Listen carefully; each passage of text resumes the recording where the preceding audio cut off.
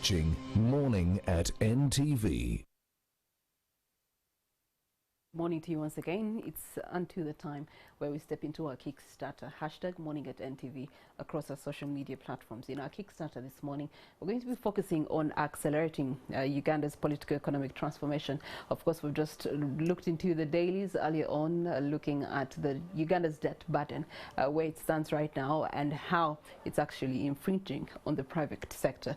But economic transformation, the movement of labor and other resources from low to high productive economic activities is actually necessary for sustained development. Now, economic transformation rails growth, input, decent jobs, you're looking at income, you're looking at socio-economic activities on the acquisition of new productive capabilities in the higher value additions, something that the president was talking about. Lessons can be drawn from Uganda's policies efforts in the 1960s. Uganda's economic policy settlement was higher volatile from independence, some modest, but interrupted with the economic disruptions and the political instability that came thereof, 1985 and so on. You know the story, the war of the 2 decades and economic transformation. Uganda's political economy, signs of early economic transformation, improved through the ascent to power of the national history of political economy, the industrial policy, the resistance army in 1986, after short-lived industrial transformation took place in the period. Now, it speaks a lot from the 1986 to the mid-2000s, from the national resistance being able to usher in a sort of peace, stability, and that gave a lot of economic stability to the country. Now we are being quizzed by so many things. You do have the oil that is coming up. It was expected to come up a little bit earlier. It speaks into our natural resources right now. Where do we stand in protection and utilization of our natural resources? You do have us having lots of raw material in terms of produce, but then what's the value addition, and why are we not embarking on value addition, then depending on exploitation and so on and so forth. So there's so many debates around the economic development of our country. 60 years down the road, we are compared to Singapore, and we look where it is today, and look where Uganda is today. In developing countries, they are regarded as a developed country. Where is the mismatch? Well, I am joined by the one and only President Joseph Kabuleta. You are most welcome, and I trust that you're the best to cast light on this conversation. Good morning to you. Good morning. Thank you so much, and good morning to all the viewers. Okay. And I'm the best. Thank you. Let's see about that. Your opening comments on the political economic transformation presently where we stand today. The thing is, if we look at all the times, even during the wars and so on, because even when there was a war, especially the one that brought this government to power in the 1980s, still there was a fabric of grassroots economic development, and mostly through agriculture. Yeah. And we were not fooling ourselves that we are going to add value.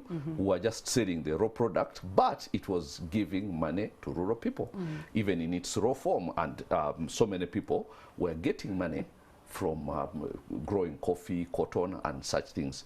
Although it was the ancient way of doing it, we could have improved on it without taking away the infrastructure that was there at the time. But I'll tell you this, in 1986, when this government took power, Uganda was exporting $194 million worth of coffee. 194 million worth of coffee. But you would see whole communities that had been built on coffee. Here in Buganda, in the West, especially in Ankola and so on, communities, and even in Bosoganwat, purely built on coffee. And households built on coffee, 194 million. Right now, we are going into $900 million exporting coffee. So we have not stopped being a big, we've not stopped being a big coffee exporter. The difference now is that you do not see that value going down to the people. Now, it has been taken away from the grassroots into some form of middlemen. And that has been a creation of this government, by the way. Make no mistake. Now, so you find that we're exporting coffee, a lot of it, almost 6 times more than what, 5 or 6 times more than what we were exporting all those years back. But when you look at the lives of people, you do not see people who are getting rich, or at least living, who are being whose lives are being transformed. Yes. Now, of course, the whole issue of value addition is a construct of Museveni, and he keeps on saying we should add value, which is good. But there have been people who have tried to add value, and they have not had a lot of support from him. Okay. They've tried to add value. One, for instance, was Good African Coffee. They really try to get coffee and package it, take it to Europe, and try to compete, with established international markets. Yes, but they could have gotten help here and there, and they didn't. And that was perhaps one of our biggest efforts as a country, to get our coffee and package it in a way that we get it. Perhaps they didn't have the right middleman, something that you alluded to earlier. But we are also joined by Fred Ebel, who is a veteran politician, and I trust that with his presence and history, we get to, tally our books this morning when it comes to political economic transformation. Joining us from Lira. Good morning to you, Mr. Ebel. Good morning. I am from Kole, a sub-county called Dakalo. I'm in my home in the village. Yeah, I want to thank you, and I thank all the viewers, and I thank my fellow panelists who is in studio. Yes, please. Okay, we would like to hear your opening remarks in terms of Uganda's political economic transformation. Where do you think we are right now? Are we in the right path? And is it at the level that we are supposed to be, or would have desired to be 60 years later? No, I don't think so. You see, what happened is that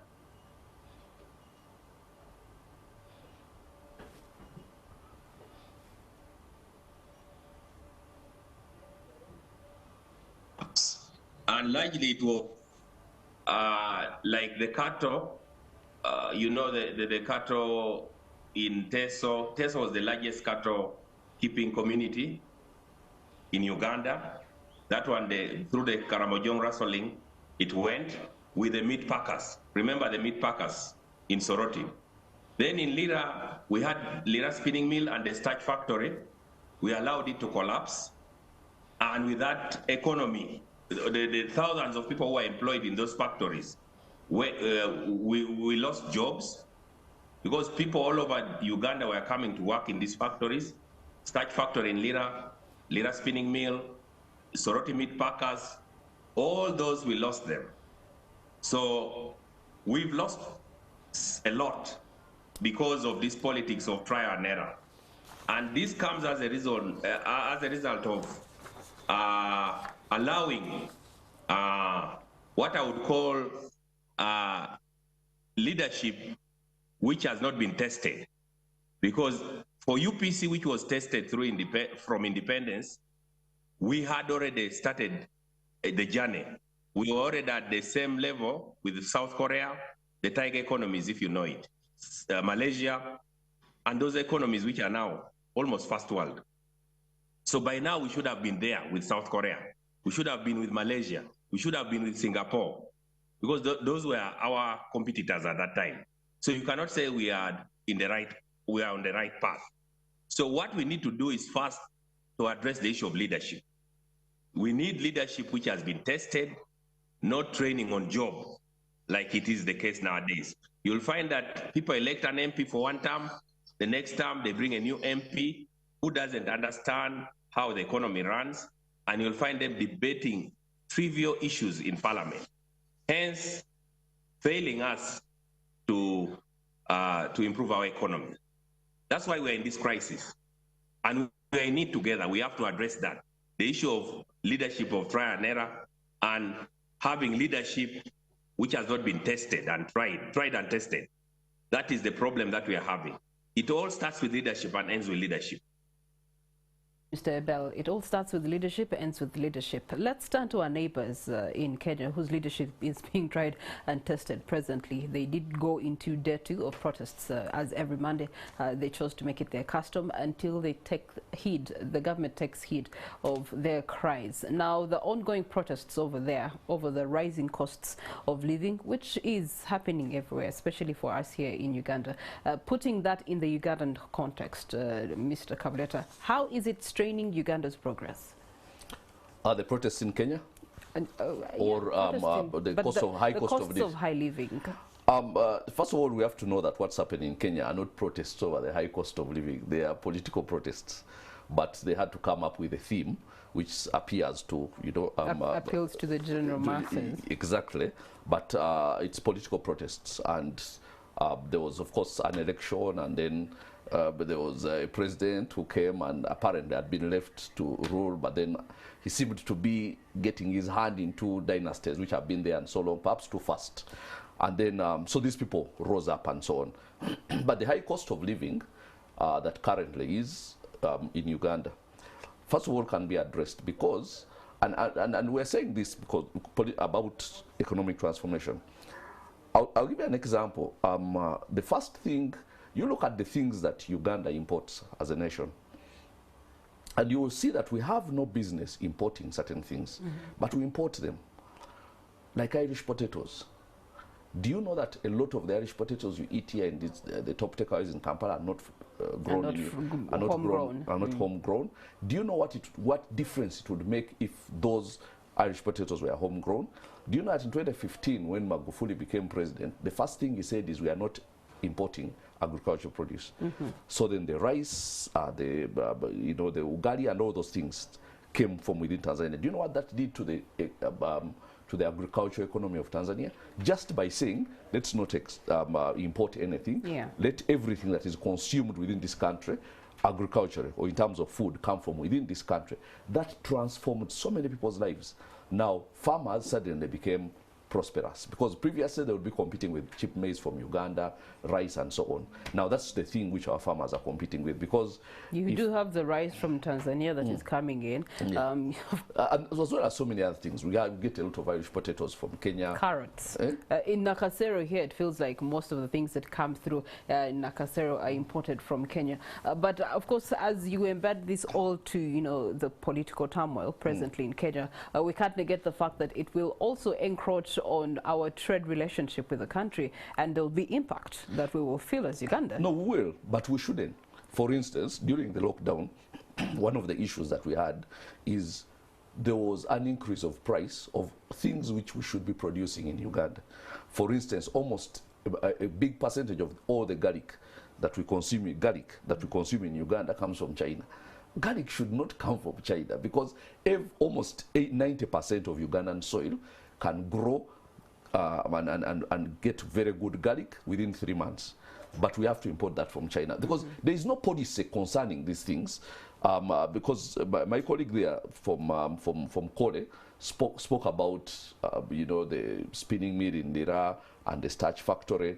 At that time, I'll tell you, and I was a bit of understanding age a bit at that time, when the government, the party spouses was in power, you would have cotton growers growing cotton, then it's taken to the spinning mill. From the spinning mill, it's taken to knitted in Jinja, and almost all the fabric for school uniforms, for bed sheets and what was produced and consumed in Uganda. So now, do you know what that means? If I'm putting on a shirt which is, the whole supply chain up to my bed, it means that every money I pay for this goes to somebody somewhere within the country. Now, you cannot develop a country when you have become a consumer economy. Everything is imported. The people who have money are consuming things from abroad which can be produced within the country. Now imagine the supply. That Lira spinning mill used to employ 3,000 people. Not directly, but in different capacities through the chain. 3,000 people. Think about that. Now, the farmers are employed through the farming. The spinning mill employs people. Then you go to Nightil, it makes, all this fabric. And there is a clear chain from the farmer is farming his cotton and putting on a Ugandan shirt which comes from his cotton. Now, do you know how, because until we start producing what we consume and consuming what we produce, to at least some extent, because we do not we do not produce mobile phones and cars and all that. But let's start from those things that we can produce within this country. That would be the first step. But as long as we're importing everything from Kenya, Tanzania, and so on, for instance, carrots. I mean, carrots, Uganda, the 5 former East African countries, Uganda, Kenya, Tanzania, Rwanda, and Burundi. Uganda has 49.7% of the arable land in East Africa, 49.7. Now, the other 50% is shared within the other 4 countries. How can we be importing anything agriculture, given the comparative advantage that we have? Okay. So we ought to be giving them then. Now, before we get into yes, from them. They ought to be buying from us. That's the opportunity that we have. But then you've mentioned, you know, the East African region, and I guess it comes down to the leadership that Mr. Ebel was talking to earlier. So, Mr. Ebel, in regards to this leadership that you were talking to earlier, maybe there's an egocentric perception among us leaders within the region. Currently in Kenya, you do have Ruto and Raila not agreeing on civilly, and then of course you do have our relationships as Uganda and Rwanda, that challenge there, the uncertainty with, is the relationship good or bad? Then you look at the relationship with Rwanda and the new entrance into the East African bloc, which is DRC, and there's been back and forth tension in that regard. One is accusing the other of the political instability and the militia groups within the country of the Democratic Republic of Congo. So there's each leader within the region picking on their fellow leaders, which definitely speaks into the economic instability that we perhaps have, speaks into what your colleague here, Joseph Kavleta, is stating, that why are we getting from them when we have better value? We can't give to them, and then maybe they can do the other exporting to other countries and things like that. So it all comes down to leadership, isn't it? Yeah.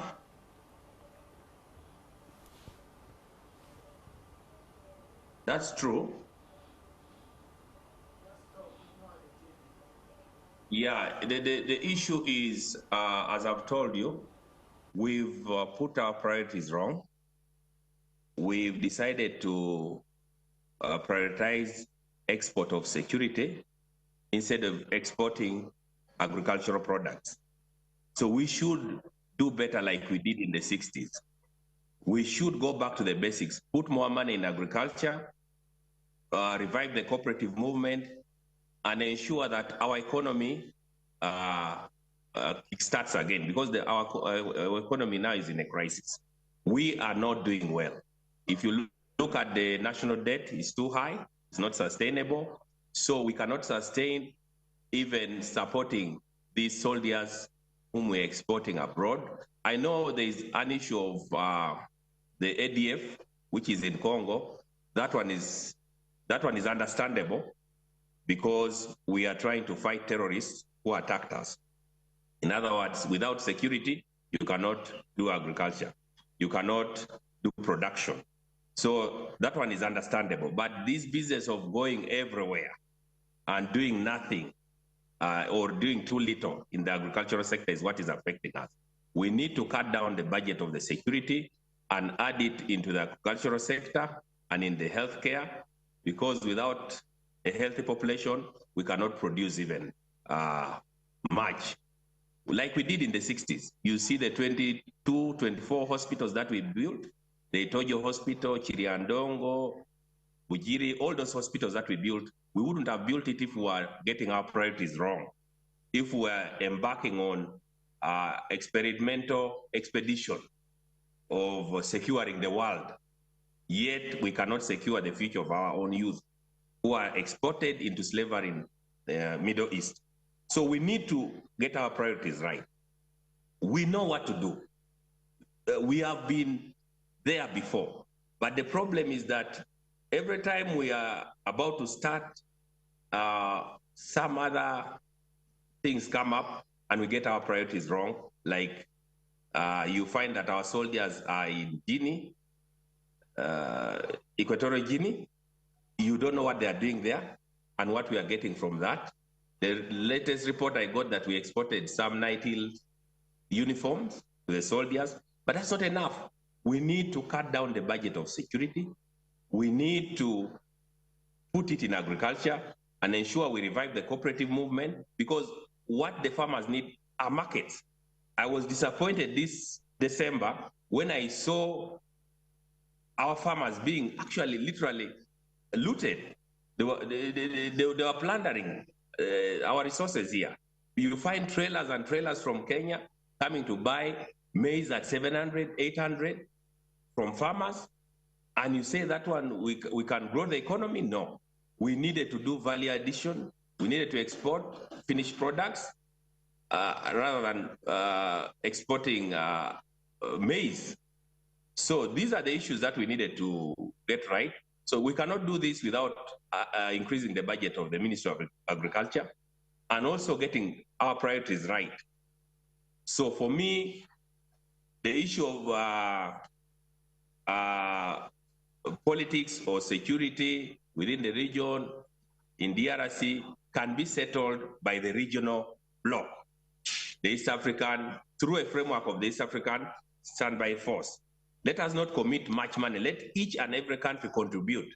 Let us not be the only one soldiering what? The bill of or footing the bill of the security situation there in DRC. So we need to cut down our budget of defense and increase our budget of agriculture. That's how we shall develop. That's how our people will stop being exported into slavery in the Middle East. And that's how we shall become a power again, like we were once in the 60s. Thank you so much, Mr. Bell. He has talked about priorities as a country, Uganda. Maybe we have misappropriated our priorities, what ought to be focused on. He mentioned NITIL, and I remembered during COVID-19 when NITIL was contracted to, just produce masks for Ugandans. The cost of one mask was equivalent to the sugar, a kilo of sugar at that time, compared to the Chinese mask that was going for 500 shillings, more affordable to the Ugandans. When it comes to agriculture right now, we realized we have a lot of food during the pandemic because there was just food that was going to waste. But it comes down to priorities, the government's priorities.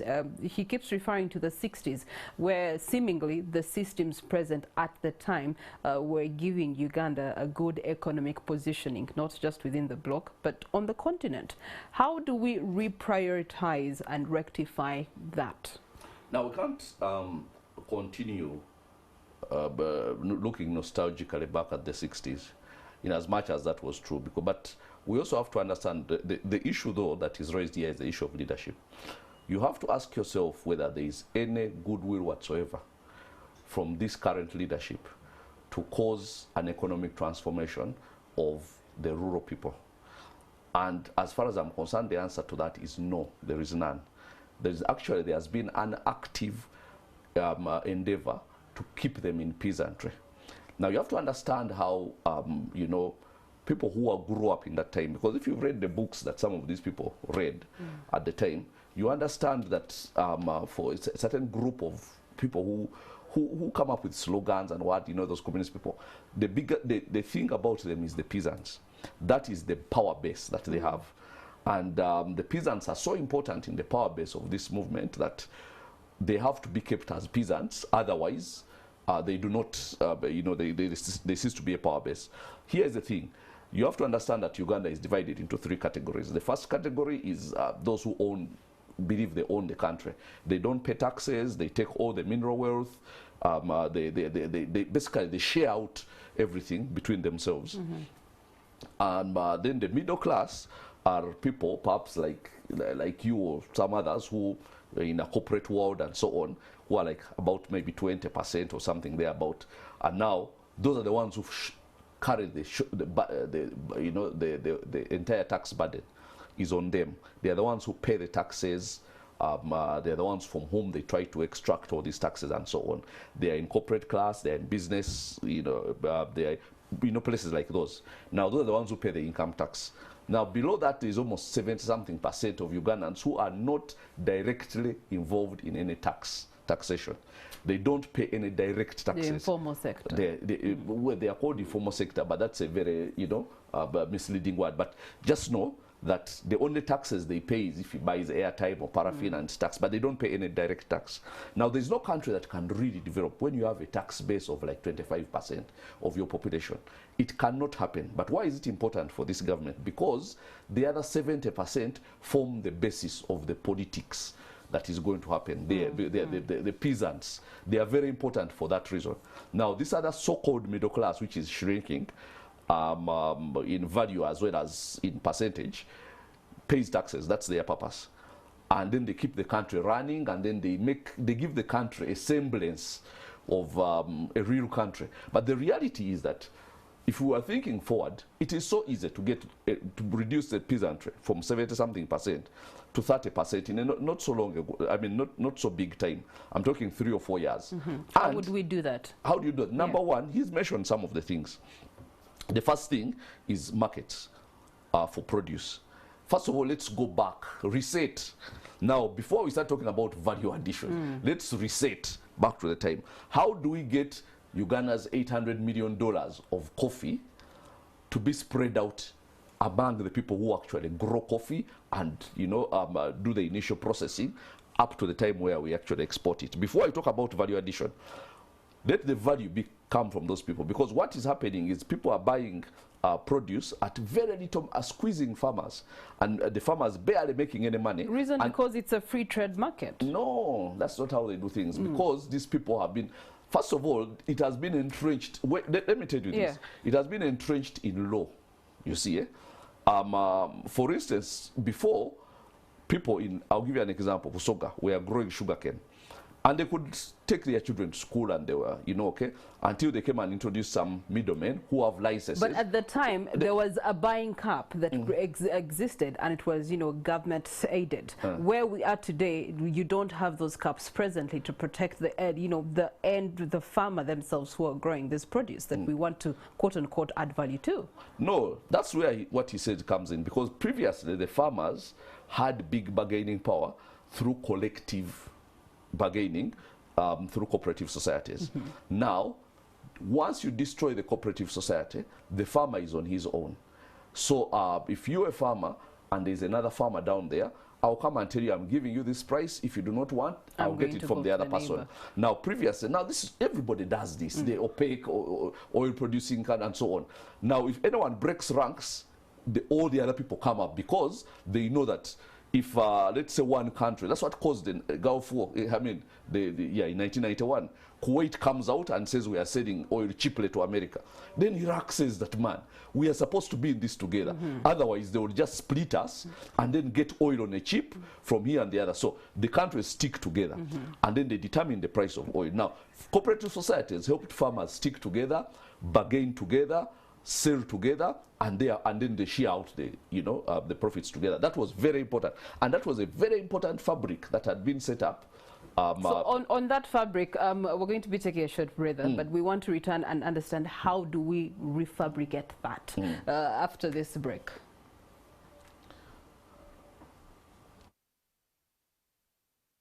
Watching Morning at NTV.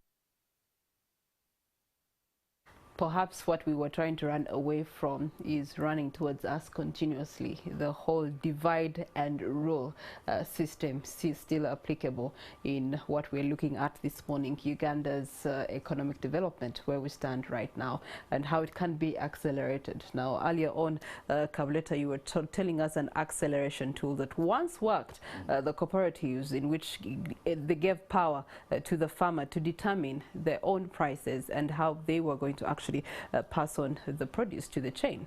Yeah, and if you wanted the farmers to get rich, you just have to allow them to congregate and come up with some system. It might not be the old cooperatives as it was, but those ones worked perfectly well. But even if we do not go back there, maybe it's been 30, coming 40 years after, we can come up with some way in which farmers of different produce come together or congregate. That time it was from different regions. Banyankore, Masaka, what and so on. But now it can be perhaps different products. Let's say coffee farmers, not just farmers from one geographical location, coming together and negotiating the best price for their produce as collectively. Now, when people do that, in a matter of a few years, you're going to see real prosperity in the countryside. I'm not talking about in the city. And true prosperity comes from the countryside. Actually, the prosperity of a nation is not told by how rich its rich people are. It's told by how poor its poor people are. Now, when we have poor people who can actually afford basics, like health, like education, you know, and you know, food, and those are the poorest people, then now we're a prosperous nation. But now we have so many people who are very rich, who are being, you know, in billions of dollars as alleged. But then the poor people are extremely poor. They have 1 meal in 2 days. So now that's where the problem is. So if you want to spread out this wealth that Uganda has, first of all, natural wealth that Uganda has, and cut away this segmentation of the wealth belongs to these people, these ones are only supposed to wait to be given a bar of soap at elections so that they vote in a certain way.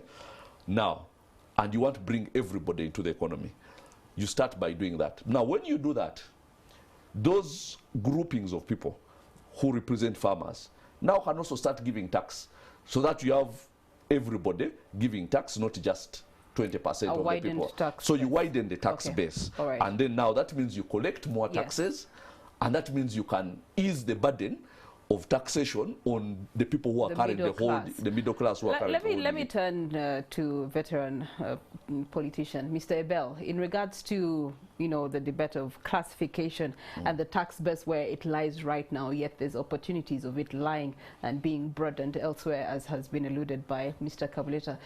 He has made mention of those systems that can be reawakened or resurrected, for that matter. The cooperative societies that existed then, of course, today it can be edited to be different to fit the modernities and modalities that we do have presently within the agriculture sector. So what are the remedies from where you sit with your lenses of past, present and future?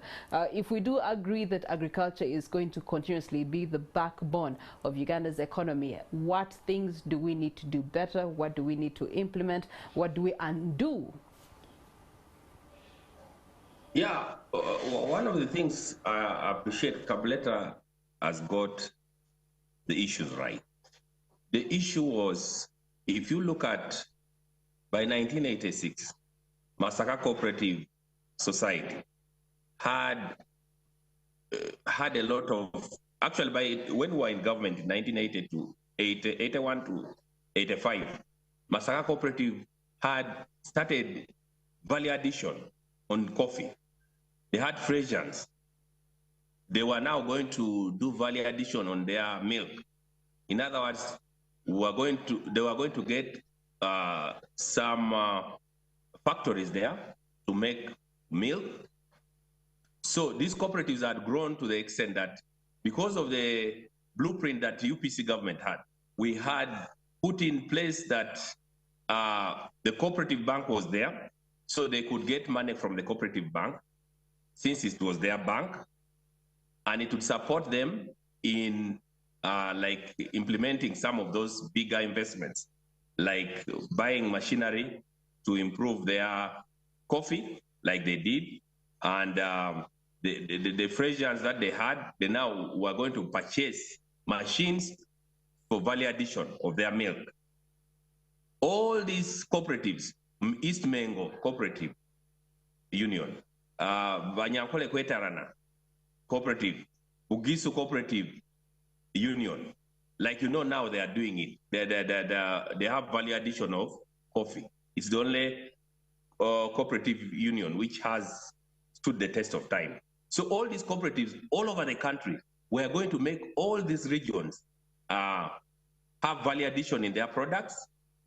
And for us here in the north, we were not dependent on only one item. We had cattle, we had cotton, and this cotton had value addition through spinning, Lira spinning mill. We had cassava, which had value addition of starch factory in Lira. So you would find that instead of us looking for jobs in the Middle East, our people were already having jobs within Uganda here. Because with these machines, with these factories, with these machines installed, with these factories working, there came jobs, thousands of jobs, or hundreds of thousands of jobs in Uganda, instead of going to look for jobs outside the country. To the extent that we are starting to get people who are coming to look for jobs in Uganda. Unlike now that we see people going to look for jobs in Europe or in the Middle East. So this is the situation that we are having. And as you see it clearly, with the jobs here in Uganda, that meant that people were starting to pay taxes because their income had improved. So with that improved tax base, that meant that the government could do more things with the improved tax base which was there. But today, the tax base has shrunk so low that every time the government wants money, it has to borrow. Now it has reached a point that even some other international financiers, or financial institutions like the World Bank and IMF, are restricting us to get money, access to money. So what we do is that we have started domestic borrowing, meaning that we are now borrowing from money lenders, from local banks at a very high interest. Hence, it is the common man who will suffer.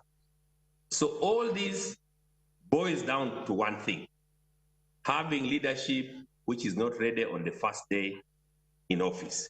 So what we need to understand as people of Uganda, let us try to vote for political organizations which have been tried and tested, which have a blueprint for the real problems. Because leadership is not about power per se. It's about empowering the people who put you in leadership. So in other words, leadership is about solving problems, having solutions to the problems of the people. So that's why we think with UPC, Uganda can do better. UPC in leadership, Uganda will go back to the basics and move in that trajectory of economic development. True development, not this development whereby a few or some, but for all Ugandans. Okay. Turning to you, Kableta, UPC everywhere, UPC everybody, it means everybody must be rich, and everywhere or every part of the country must be rich, not some places, not some regions, but all regions or all communities should be rich. Okay, all right. Kableta, you have your own political party, so if we're going to have this discussion on the divide of politics, it could go another way. But let's look at the economic status right now, looking at the decline in inflation rates to 9.6 from 10%. In that decline, perhaps there could be some stability that is coming through in one way or another. But you've been riding on economic transformation yourself in your different campaigns, and the PDM is here. The big question is, are we achieving the dream of economic empowerment? As Mr. Ebil has also mentioned, that it's about empowering people. I'll give you an example from what he said. Look at the amount of money that has been spent through different NRM programs which are supposed to lift people out of poverty. Bonavagagawade, Wat, and Tandikwa, and all those, including recently Myoga, now Parish Development Model. And look at the reasons they fail, in spite of the fact that they take a lot of money out of the treasury. Whether or not the money gets to the people is a different issue, but ultimately they fail. And even if the money got to the people, what would those people do with the money? Because if you are going to give a parish, let's say even 100 million, as they are saying they are going to do now, between a parish, how is that money going to be distributed? Are you going to give it to people? Because the theory is you give it to one group of people, they go and, make some profits, then return it, and then it spreads and so on. That's in theory. But you see, without the groupings that we are talking about, because imagine if we had a group, okay, even if we went back to what he is nostalgic about in the UPC era, something which actually worked, of those cooperative societies, which we are now trying to add value to their own produce. Imagine those cooperative societies being supported with that money because they are representative of a whole region. And saying instead of giving money, they already exist, they already have the understanding, and their performances are, you know, are evident. yes, they already have the infrastructure on how to use the money. They know exactly how to use the money. You're not getting money and giving it to some peasant who is going to consume it. And the next day he doesn't have it. And what are you going to do? Are you going to imprison him? So now, if all those, even if we came back to the one perhaps that would be more applicable now, the one of different, you know, let's say produce organizations, having one organization. So we say we want to improve the value of coffee. And then there is an organization that represents the coffee farmers, okay, the way that time it was. Let me tell you, these cooperative societies were very rich, extremely rich. They had billions of shillings in the early 90s.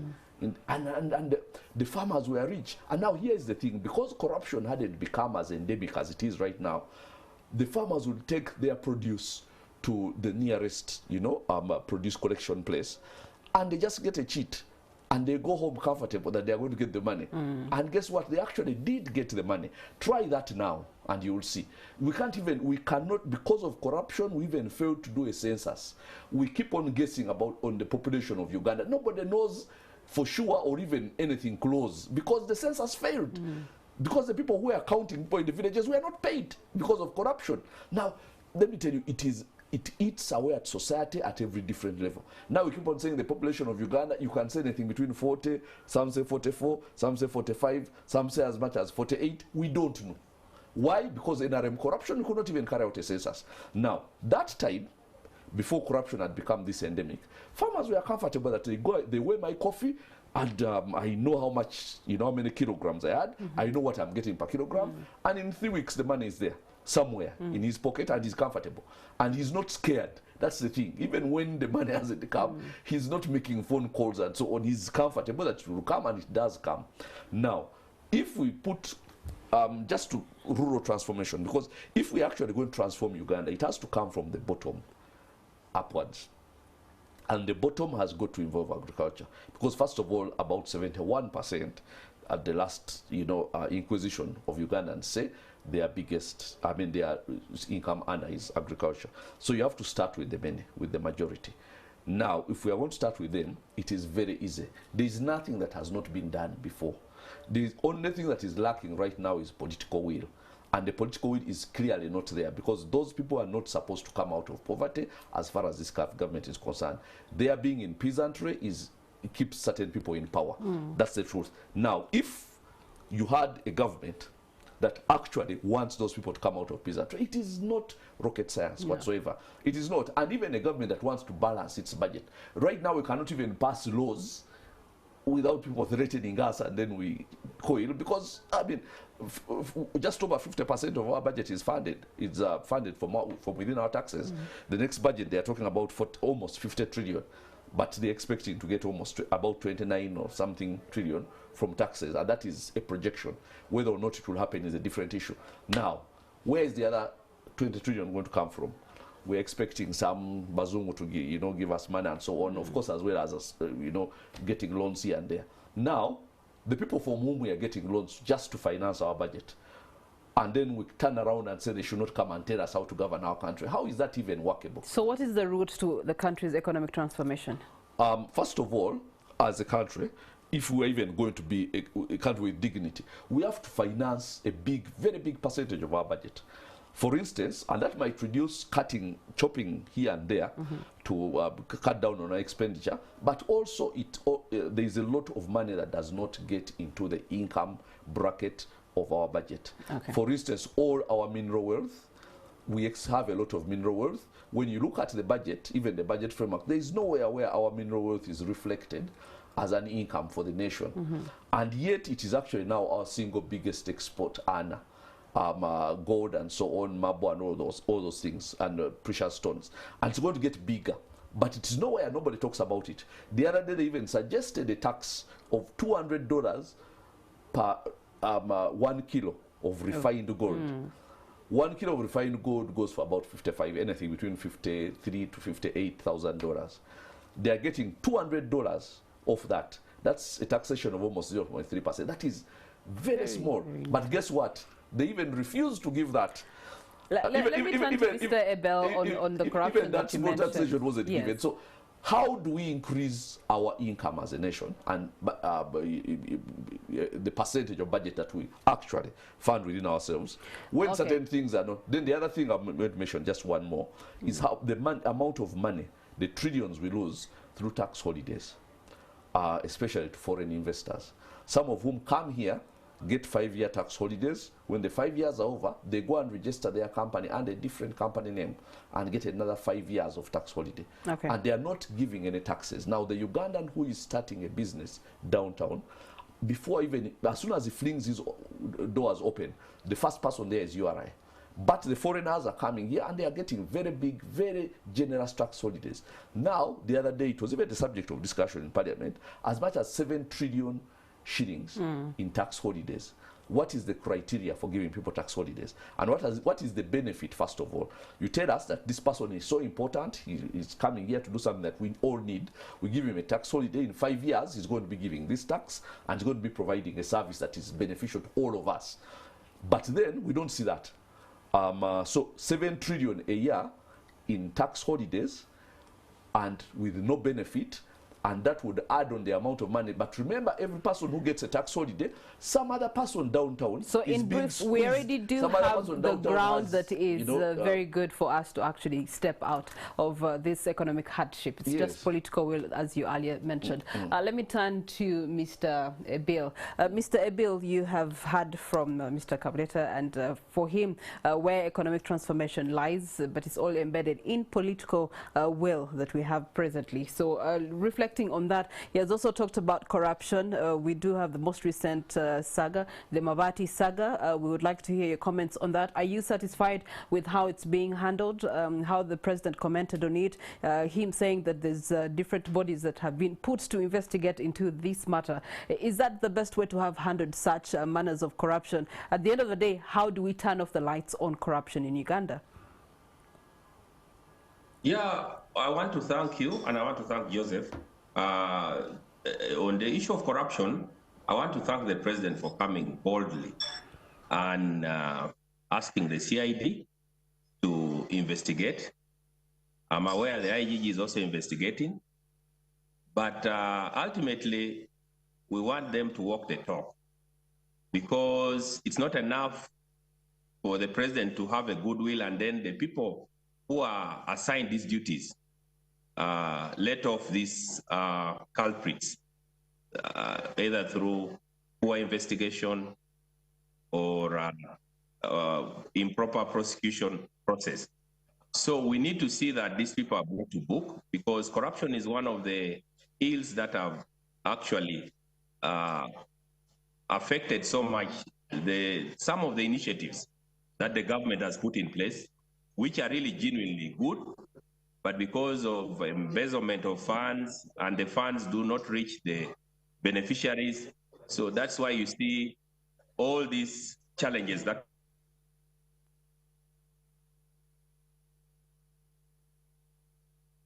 Okay, all right. As we wait to connect back to Mr. Ebil, coming back to you in terms of corruption, and also looking at our leadership spectrum right now. For example, our parliament, Mr. Ebil, this you're duty back? should do their job. So, as a leader, I would urge the people who are handling these cases to take it serious, because the lives of the citizen depend on their ultimate work or output. The moment they don't do it properly, these people will be released, or they'll not be prosecuted. So, for me, I support what the president did. It also sends a message that there is zero tolerance for corruption. Going back to the issues that we need to do, we need also to have, I think, leaders who think about the economy, not politics, throughout the 5 years. Because after elections, we need to sit down and see how do we work together as a country? How do we come together as one people, as one nation? Because there's a problem that people don't understand. Once a government has been elected, you need to come together and work together and ensure that they deliver the service. Even us in the opposition, we still sit with these people, to help them out, to help the government to ensure that what they promise the people, they deliver, or hold them to account. In other words, tell them that you promised this, you've not delivered this. So that we see that the 5 years is not wasted in politics. The other thing is also, it all starts and ends with budget. Because the budget is a document, but it's a document which is all about priorities. We should ensure that issues that affect the people, like I've told you, the agricultural sector is added more money instead of putting more money in defense that we may not need necessarily. Apart from issues to do with like the terrorists who are disturbing us, like the ADF, we should not be as far as I've told you, Equatorial Guinea. We don't need to be there. We need to put the resources that we are wasting there to agriculture. So for me, it's all about budget, and the budget is about priorities.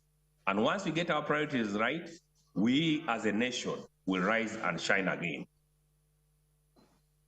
Bill, rising again and shining. We do have the private investment that is also suffering at the hands of politics. Uganda's public debt hurting the private sector is a big question that looms presently, as you mentioned, the forecast of the next financial year budgeting. And first of all, there are things I don't understand, because the people, almost all the people who took the Mabati have actually come out and confessed that they got Mabati, one way or the other. Now, what are we investigating when we have people who have come out and said, I got it? Some have even returned it. Okay? So, what are we investigating? Or is that a means of getting it out of people's minds and then we move on? Of course, that's what it is, because there's not going to be any form of censure. By censure, I don't mean censure motion or any form of reprimand even to the people who took them. But that's a given. And they do it knowing there's not going to be any such thing, because there's no political will to fight corruption. It is not there whatsoever. But now going back to our public debt, our debt burden. The thing is, now we're even having fatigue from the donors who have been giving us money. And it's going to get worse now that we've entered into territories which are, very dear to them and so on. So how do we handle ourselves in a way that we reduce the amount of debt that we are taking every year and the amount of interest we are paying every year on existing debt? Because of all the money that is collected, about, I think, we're going to 16 trillion, which is just going into debt servicing of the projected. It must be more than that, by the way. The figure escapes me, but definitely more than that, out of the projected 29 billion. Now, if you take out the debt, which we have to pay, and that one is definitely have to pay, and you take out things like, classified expenditure and so on, then you realize that the way Ugandan budgets, and perhaps since we are running out of time, I will end with this. The way the budget is constructed, it is constructed in a way that, number one, money has to go to those people who first of all, they classified the people who are in charge. Then secondly, those who have the power to change government. So the soldiers have to be paid, at least their leadership has to be paid and so on, because those are seen as a threat. Now, a majority of Ugandans who can only go on TV and talk on radio and call into radio, and those can't ones even have a peaceful protest. Those ones you can talk all you want.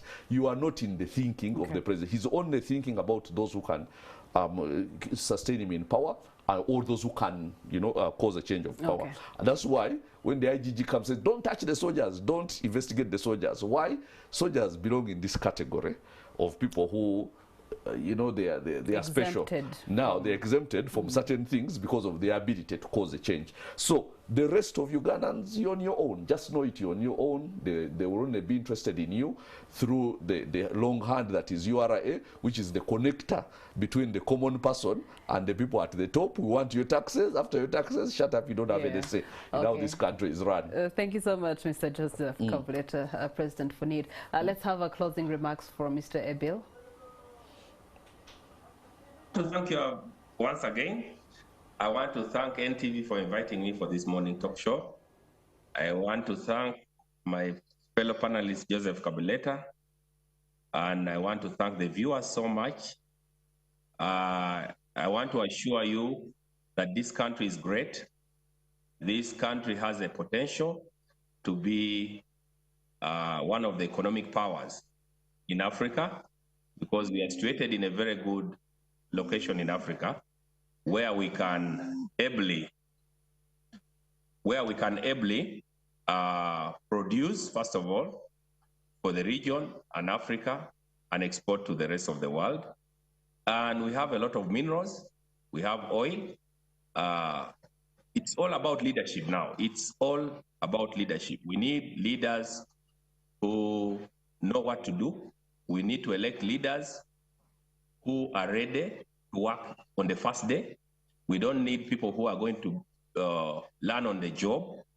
And as I've told you, we need political parties to be elected which are ready with a program, not political parties which are going to experiment. So to me, the time for experimenting in leadership is over. We've tried the leadership of try and error, of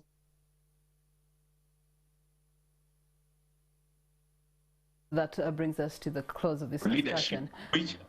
At the end of the day, what we are trying to point out is the backbone of Uganda has been agriculture. There's also minerals that has a lot of potential to turn around the economy and bring transformation to each one of the hands that do this for Uganda. But it all comes down to collective structures that we need to embed within the present systems, eliminate the middleman syndrome, so that each one can collectively benefit from what we have as our most natural resource, which is our soils, and that definitely will transform the country's economy. Everyone will be able to contribute to the budget, and as Mr. Kabaleta did allude to, that if everyone, or at least up to 70–80% of Ugandans can't contribute to our budget, that means we have an 80% self-funded budget, which means we don't have to take loans, which means that we have a better economic environment. Now you understand where I'm going. Where I'm going is that I'm going for a cup of tea, actually, bringing this to a close. Thank you so much for having been with us on Morning at NTV. Until we meet again tomorrow, God keep.